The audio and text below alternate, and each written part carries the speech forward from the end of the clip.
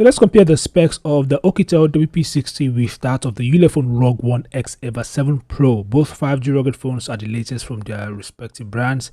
The RugOne is not available yet, and I don't know when it's going to be available, but according to Ulefone, the device may likely be available before the end of the year. Anyway, let's quickly compare the specs of both devices. If you're new here, make sure to subscribe and turn on notifications, and thank you guys for 15k subscribers. So without further ado, let's dive into it.